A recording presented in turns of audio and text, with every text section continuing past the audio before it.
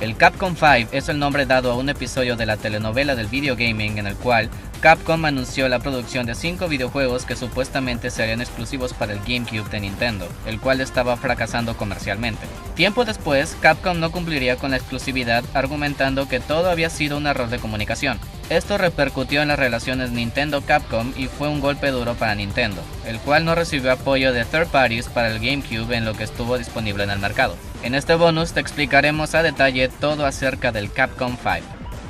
Todo comenzó desde el lanzamiento del Nintendo 64, en donde el entonces presidente de Nintendo, Hiroshi Yamauchi, apostó por seguir usando los cartuchos para la consola que nos trajo The Legend of Zelda: Ocarina of Time, ya que de ese modo era más difícil desarrollar videojuegos para su consola y en consecuencia solo juegos de calidad alta entrarían al Nintendo 64.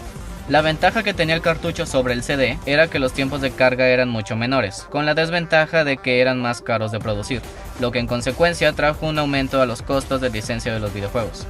Esa decisión terminó siendo perjudicial para Nintendo, ya que los desarrolladores third party comenzaron a dejar de trabajar con Nintendo y optaron por Sony para lanzar sus videojuegos.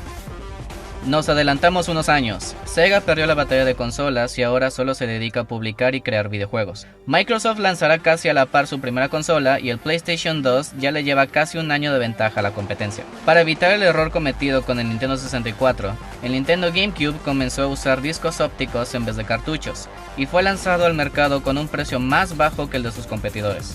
Sin embargo, los discos de Nintendo solo podían almacenar 1.5 GB de memoria en comparación a los discos de otras consolas, lo que significaba que los discos de Nintendo GameCube debían de tener mayor compresión de video, remover contenido o utilizar un segundo disco para juegos muy largos. A lo largo del primer año de la existencia del GameCube, Nintendo no alcanzó el número deseado de venta de su nueva consola. Aquí es cuando entra Capcom a la escena. Debido a la decisión de Yamauchi de hacer muy difícil la realización de videojuegos para el Nintendo 64, Capcom, quien llevaba una muy estrecha relación con Nintendo, decidió concentrar sus esfuerzos en crear videojuegos para PlayStation. Capcom solo lanzó 3 juegos para el Nintendo 64, siendo Magical Tetris Challenge, Mega Man 64 y Resident Evil 2, mientras que el PlayStation recibió 81 títulos en total y el Sega Saturn recibió hasta 44 juegos en total.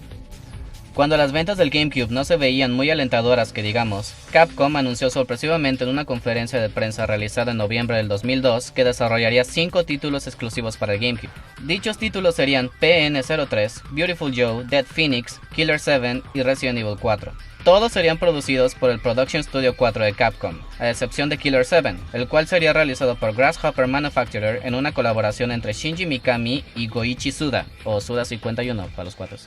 Sin embargo, Capcom USA argumentó tiempo después que todo fue un error de traducción, y que solo Resident Evil 4 sería exclusivo para la consola de Nintendo.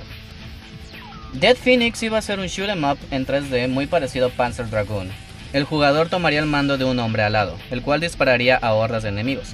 Dead Phoenix tenía una fecha de lanzamiento para mediados del 2003, sin embargo, al no aparecer en la E3 del 2003, el juego fue cancelado. Beautiful Joe fue lanzado en junio del 2003, siendo aclamado por la crítica. El juego vendió alrededor de 270,000 copias, pero esas cifras no fueron las suficientes para Capcom, por lo cual se decidió hacer un port para PlayStation 2 en el 2004 con contenido adicional. Esta versión vendió alrededor de 46,000 copias más. Killer 7, a comparación de los demás juegos, fue producido por Grasshopper Manufacturer bajo la dirección de Suda 51.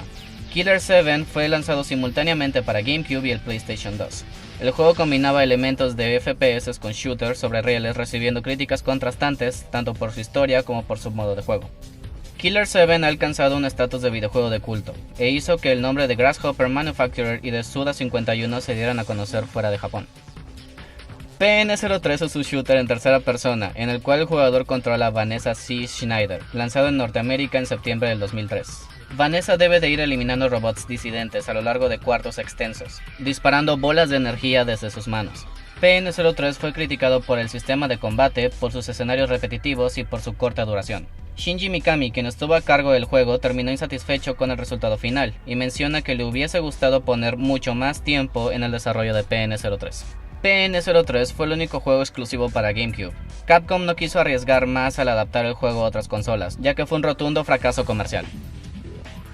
Resident Evil 4 vio la luz del día en enero de 2005. El videojuego pasó por varios prototipos, uno de ellos dirigido por Hideki Kamiya, el cual se convirtió en la base para crear el primer Devil May Cry. El producto final fue un videojuego que se concentraba más en acción y combate en vez de la solución de puzzles como las entregas de Resident Evil pasadas. Resident Evil 4 fue el único juego el cual Capcom prometió sería exclusivo para el GameCube. Sin embargo, 9 meses después de su lanzamiento en la consola de Nintendo, este se lanzó para PlayStation 2, obteniendo éxito crítico y comercial. El Capcom 5 sucedió en una época en la que Nintendo estaba teniendo muchos problemas para vender su consola. En vez de que Capcom ayudara a mejorar las ventas del GameCube, este fue lanzando sus títulos uno a uno en PlayStation 2, títulos que según ellos serían exclusivos para la consola de Nintendo. Al final, solo 4 de los 5 juegos fueron lanzados al mercado y solo uno de ellos fue una exclusiva para el GameCube. Y exclusiva porque Capcom no se atrevió a tratar de vender PN03 en otra consola debido a las ventas abismales que tuvo. El videojuego que supuestamente iba a ser la única exclusiva de GameCube, Resident Evil 4, llegó hasta la fecha a PlayStation 2, Microsoft Windows, Wii, Zibo, iOS, PlayStation 3, Xbox 360, Android, PlayStation 4 y Xbox One. Shinji Mikami, quien estuvo más involucrado en todo este episodio, terminó dejando Capcom después de que este decidiera cerrar Clover Studio, ya que Capcom se oponía a la creación de nuevas IPs. Mikami junto con Atsushi Inaba y Hideki Kamiya crearían juntos tiempo después Platinum Games. Pero a todo esto, ¿estas 5 supuestas exclusivas hubieran ayudado a salvar el GameCube? ¿Hubieran ayudado a que compañías third party estuvieran interesadas en trabajar en videojuegos para la consola de Nintendo? Este episodio de la telenovela del gaming nos sirve para reflexionar la situación de Capcom y de varias otras compañías en la actualidad. Una situación en la que el consumidor queda a un lado para favorecer el interés comercial. Y se entiende, al fin y al cabo es un negocio. Por eso vemos videojuegos de series que han sido explotadas hasta el cansancio en vez de propuestas nuevas por ser consideradas riesgosas. En la actualidad, la relación Capcom-Nintendo ha vuelto a ser buena, no al grado que se tenía en la era de 16 bits, pero al fin y al cabo buena. Ha lanzado títulos muy populares como la saga entera de Phoenix Wright, Monster Hunter, Mega Man Zero y Tatsunoko contra Capcom, los cuales han aparecido en consolas de Nintendo. ¿De qué otro tema te gustaría que habláramos? Dínoslo en los comentarios. No te olvides de suscribirte al canal, tus pulgares arriba son muy importantes. Para más información acerca de videojuegos, tecnología y nuestros productos, sigue en contacto con bonusstage.com.mx.